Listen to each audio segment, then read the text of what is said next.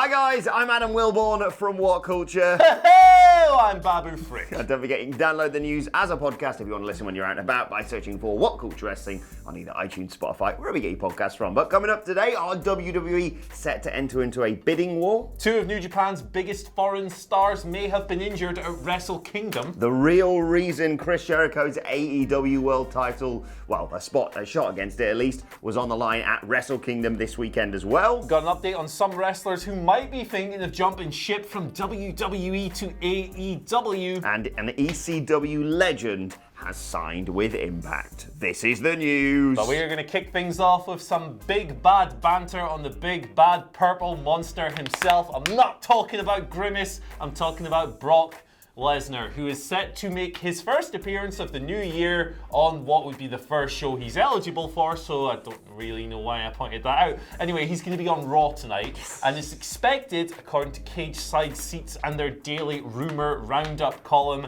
that we will learn his opponent for the 2020 Royal Rumble. We will learn who is going to challenge for the WWE Championship on January 26th during tonight's broadcast. And this is in line with the show preview itself, which says, "What will the Conqueror and Paul Heyman have in store for the new year? And will any superstar dare put their future in jeopardy by stepping in his path?" So, I don't know who writes that copy. It's really catchy, snazzy stuff. But it looks like we're going to get an opponent for Brock Lesnar tonight.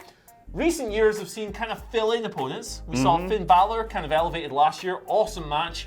Targeting the abdomen, going right after that diverticulitis-ridden abdomen of Brock Lesnar. And the previous year we had Braun and Kane, which was not as entertaining. But what do you think is going to come of this? Well, yeah, it's one of those weird ones, isn't it, where you sense now we're into January that probably Brock Lesnar is going to hold that title until WrestleMania. So, yeah, it's a match that we all kind of know the result of, but it's still good to elevate someone. For me, I don't know, Drew McIntyre? Drew, Aleister Black's been in good form recently. Yeah. Guy like Ricochet can always do some He's cool a real-life stuff. superhero. Did you know? Oh, Yeah. Oh, pew, pew, pew. Yeah. Yeah, but let us know your thoughts in the comment section below on who you would like to see face Brock Lesnar at the Dana Royal Brooke. Rumble. Why not? Why not? Why not? Yeah. Right, let's move on and talk about WWE potentially entering into a bidding war because Bushiroad, who of course are New Japan's parent company, are really keen on signing Kairi, Sane and Io Shirai for their, of course, newly acquired Stardom promotion. So it looks like WWE could have a bit of a battle on their hands. Now, Kairi Sane is contracted with WWE into March of this year, but there's no word on when Io Shirai's deal expires. She just signed, well, not just, but she signed with WWE in May 2018. But they very, very much would like to see the Sky Pirates in Stardom. Do you think this could happen? It's an interesting one. It's a really interesting one because obviously those two wrestlers first rose to prominence in Stardom, loads of great matches together. Now Bushiroad have taken that promotion over. They've got big ambitions. They want to grow the company. They want to bring it to another level. They want to hopefully try and graduate from their biggest shows being in Korakuen Hall, which is a venue that holds about 1,700-ish people or thereabouts, and they want to bring it to another level as they did with New Japan several years ago in their ongoing rise, really.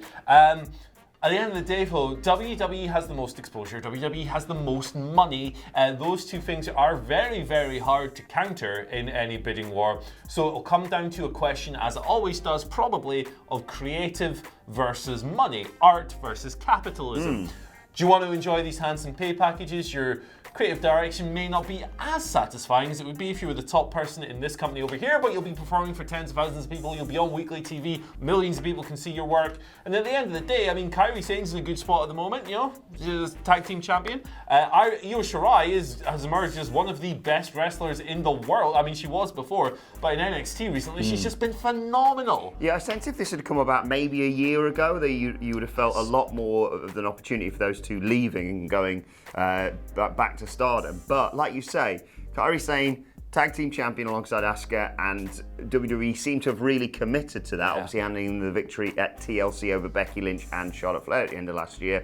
And Io Shirai could take the title off Rhea Ripley when that match eventually comes around, in my opinion. I think she's doing phenomenal work as a heel, and they're doing a lot of stuff with her, with Poppy and what have you. So I don't think this is going to happen, to be honest, despite the fact they have such loyalty and, a history, as you say, with Stardom before. I think you're absolutely right, and I think the best thing that will come out of all of this is that if Stardom throw loads of money at them, WWE are going to do the same, and those two lasses are going to get a big old payday, so good for them. Good for them. Good for them. Scrooge McDuckin, and indeed moving on to the next story. Good. Coming out of Wrestle Kingdom 2, we have Wrestle Kingdom 2? This is about 14 of the damn things. Wrestle Kingdom 14. We have injury updates on two of the biggest foreign stars in New Japan. The first, of course, is Chris Jericho, who, according to Jim Valley of the Wrestling Observer, he said that after the show, Jericho came in and he said that his jaw had been dislocated in the match with Hiroshi Tanahashi. He also said that he was having some trouble with his knee. It was all swollen up, and that he thought this may have occurred from one of Hiroshi Tanahashi's dragon screw leg whips, which is always put over as quite a devastating move. Obviously, this is a bit worrying because Jericho is the AEW World Champion, and we think we're getting some kind of face-to-face confrontation between him and Jon Moxley on Dynamite this week. Is he going to join the Inner Circle? No. We'll see how that goes. We'll see how he heals up. There's no word on the severity yet, but one injury that might be a bit more severe is good old England's own Billy Ospreay. I'm having a nightmare today. Billy Ostrich, Will Ospreay, Billy Ocean. He hurt himself. He apparently has a broken heel. This is according to PW Insider, coming out of that crazy match with Hiromu Takahashi. And there's a chance, the thought, the rumor, the speculation is that this may have happened on that wonderful, balletic, gif-worthy Sasuke special counter spot that they did inside and outside the ring. So that's particularly disappointing as well, because Ospreay, for many people, was one of, if not the best wrestlers in the ring in the world last year, and he continued that with an explosive performance over the weekend. Yeah, real shame if that is the case and he's going to take him out of action for a while, but if you want to go out for leaving something in the audience's mind, that match is a pretty damn good way to sign off for the next few months. But hopefully Will gets well very soon, and Chris Jericho's injuries aren't too severe, because that exciting feud in AEW is coming. And speaking of Chris Jericho, in fact, in case you were wondering how on earth that match came about with him and Hiroshi Tanahashi, of course, with the ruling that if Tanahashi won, he would get a shot at the AEW World title. It sparked a lot of conversation about whether or not we're going to see a working relationship between New Japan and AEW. That is still up in the air. Of course, Jericho emerged victorious, so there will be no AEW World title shot for Tanahashi. But per a recent update from the Wrestling Observer, the AEW Championship angle came about when Jericho and current New Japan commentator, manager, wrestler Rocky Romero approached Sugarman himself, AEW President Tony Khan. Khan said yes because he knew that the English and Japanese commentators would put the belt over, leading to more exposure for his company. And I think this could be the start of something wonderful. I hope it is, man. I hope it is. Chris Jericho gave an interview over Wrestle Kingdom weekend saying the door's closed at the moment, but it doesn't have to be closed. I really hope it does. Something does come of this.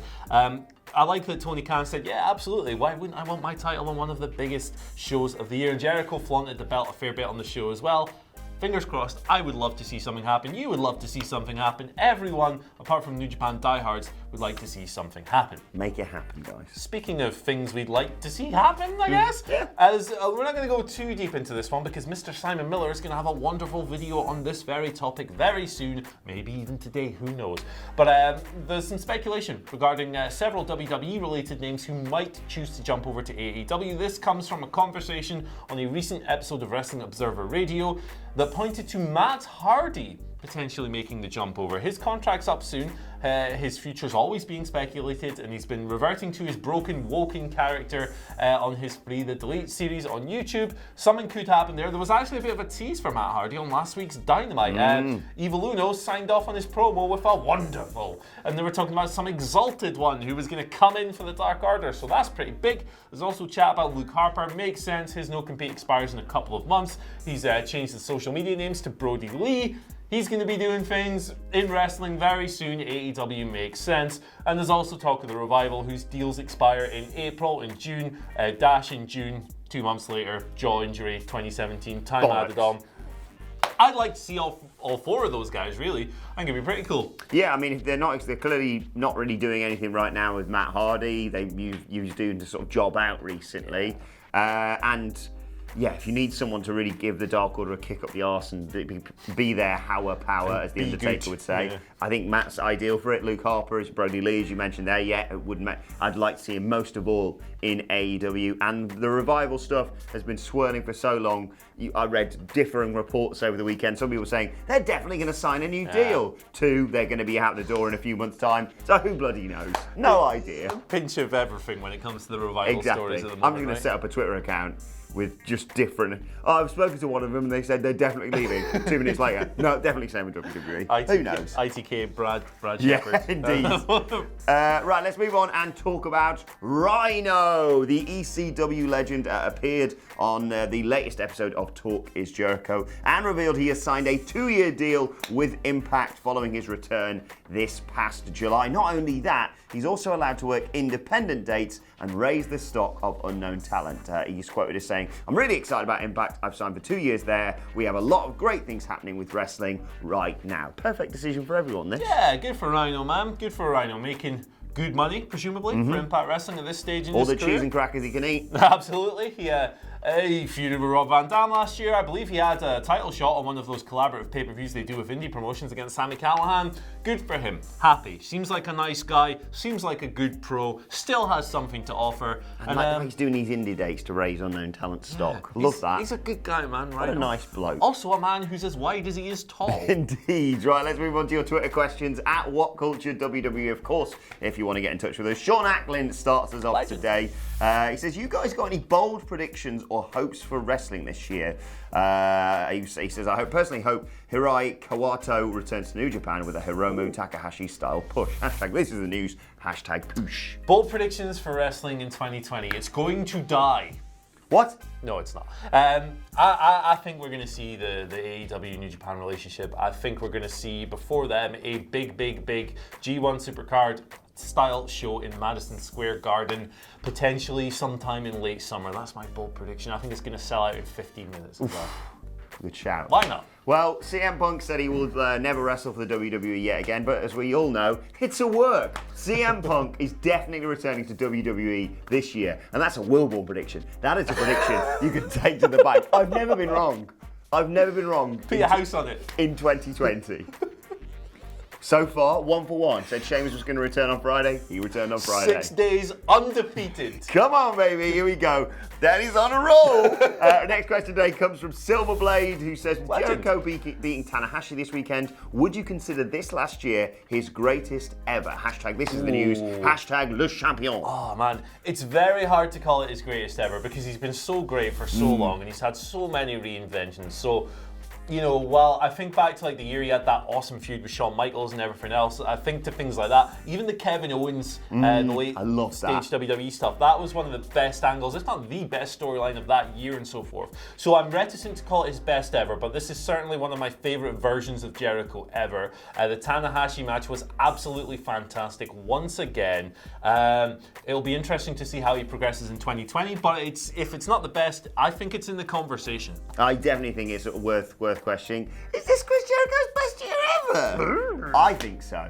I think it's definitely got to be considered. As much as I loved his time with Kevin Owens, I'm kind of torn between the two.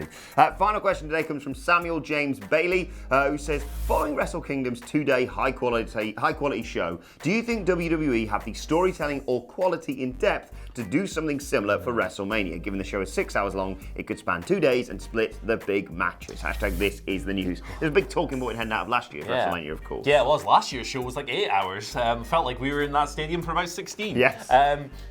It's a tough one, this, because the thing coming out of Wrestle Kingdom 14 is that the quality was high. Like, the highs on those shows were absolutely phenomenal, like world-class wrestling stuff. But at the same time, if you look at the business these shows did, they actually dropped 10,000 fans from night 1 to night 2. They went from 40k to 30k. Still good numbers, still attracted 70k over 2 shows. That's very encouraging, but it shows that maybe these things are a bit more, maybe they're not as viable business-wise as we thought. With regards to WrestleMania, though, it is something I would like to see them try. I just think it would be much more of a refreshing, exhilarating experience. You wouldn't be sitting there at the end of this 8-hour marathon exhausted. You'd be on a massive high, presumably. The problem you have, of course, is there's not enough days in the weekend. You have NXT, you have Hall of Fame, you have WrestleMania, Raw, SmackDown now, of course. Yeah. So who knows? Maybe you do something where you, I don't know, move some main roster shows onto the takeover card, but then I always like how sort of concise they are. Yeah, it goes bang, bang, bang, and it's perfect. Yeah, it's really just tough. Put less matches on, maybe. Yeah. Or just put loads of people in all the matches. What, like accompanied to ringside by half the roster. Here's Braun Strowman and chuck some blokes about, I suppose. Can you use Kurt Hawkins as a dart? Yes, let us know in the comments. Would you like to see a 2-day WrestleMania? I know we've covered this before, but I feel like this is worth covering for sort of a podcast again soon. Right, let's move on to today's, and finally, and you'll no doubt seen in the news, the horrific effects of those wildfires over in bloody Australia. Well, Juicy Gambino has tweeted revealing that Chris Jericho really wants to help out all of his fans in Australia affected by those devastating fires. So he's donated his Wrestle Kingdom 14 ring-worn t-shirt. You can bid on it. All the money will be donated. Go and check it out. It's on Juicy Gambino's Twitter page. No doubt Jericho will have retweeted that as well. It's a major humanitarian crisis that is finally getting the coverage it warrants and so forth. And if you can spare a little cash, if you've got anything left over after Christmas and so forth, throw it at one of the many charities and people who are raising awareness, and do whatever you can, because this isn't really this kind of stuff we talk about all the time. Exactly. Please donate, and if you do, who knows? Maybe I'll never do an Australian accent again. Potentially. Yeah, if we can really help them out. Go and donate please for that. If donate for them. Donate, bid on that. Go and help those guys out. Right? Let us know your thoughts on all of today's news stories in the comment section below. Don't forget to like, share, and subscribe. And subscribe to WhatCulture Wrestling on either iTunes, Spotify, or wherever you get your podcasts from for daily wrestling podcasts. We will be previewing tonight's episode of Monday Night Raw a little bit later on today. Plus, let us know your thoughts and Twitter questions on Twitter at WhatCultureWWE. Watch you there. Follow both of us. You can follow Andy at Andy H. Murray. The H stands for Hail Hiromu. He was really good at the weekend. You can follow me at Adam Wilborn. Follow us all at WhatCultureWWE. For now, my thanks to Andy Murray. Thank you for watching, and we will see you soon. Bye.